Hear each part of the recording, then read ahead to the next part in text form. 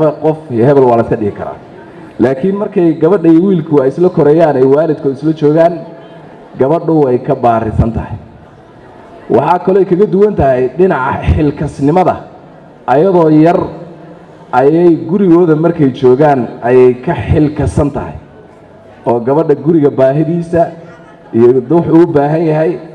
iyo waxa laga doonayo ayadoo ay ogtahay guriga caawa baahida ka jirta waxa laga yaabaa gabadhu inaysan banooni aadin waxa laga yaabaa inaysan sinema aadin ama meel kale aadin maxaa jira waxay ogtahay in gurigu u baahan yahay laakiin wiilku wuu aadaya wax kasta asagoo looga baahan yahay iska baxaya marka way ka duwan tahay gabadha Soomaaliyeed way ka xilkasan tahay wiilasha way ka xilkasan yihiin shaki kuma jira taas waxaan ognahay kaalinta ay ku leeyihiin dhaqaalaha qoyska ay ku leeyihiin waxay la tahay taas Soomaalidu isma weydiinayso duruuf adag baan soo marnay ilaa hadda waa lagu jiraa markay timaado qoyska dhaqaalihiisa inay hooyadu ay buddhiga tahay waxaan u maleynayaa inayna taas aan la isweydiinayn ninku waxa dhici karta hadii uu $20 helo inuu ku qaylo maybe inuu ku qaylo laakiin gabadha Soomaaliyeed waxa waaye ma sameynayso marka dhaqaalaha iyo wax tashiilka iyo aruuriska iyo dhismaha guriga gabadha koobaadiyad gabadha Soomaaliyeed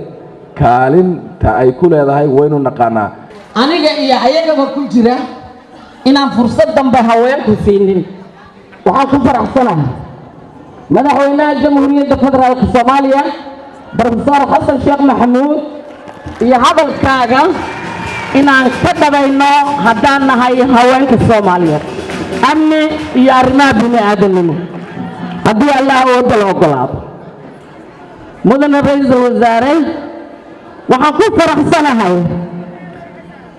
Allah subhanahu wa ta'ala ayaa wada koonkan iyo maamulkiisa waxbuu uga dalay madaxweyne Xasan Sheekh Maxamuud qabiyada ninkeeda dhameystira tartiibsiyaha kana kamida maanta aanu golo joogno waxaan soo noqday wasiirkii ugu horeeyay ee haweenka iyo horumarinta xuquuqda aadanaha maantay waa maalin runtii haweenka Soomaaliyeed ay horkacayso wasiirka haweenka ay soo bandhigayaan dareenkooda ku aadan danqadka dadkooda waa maalin runtii haweenku ay muujinayaan sida ay uga go'an tahay inay ka soo dhalaalaan doorka uga aadan amniga iyo xasilinta dalka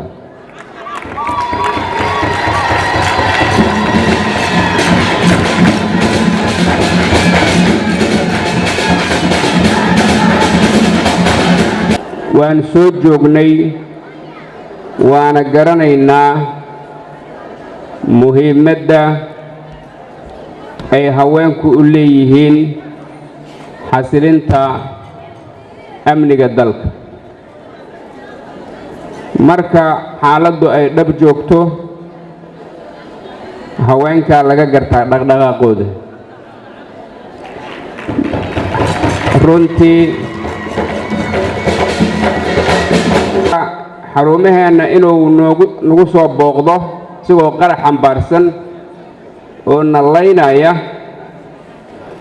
aan ku bedelano inaan annagu iyaga aadno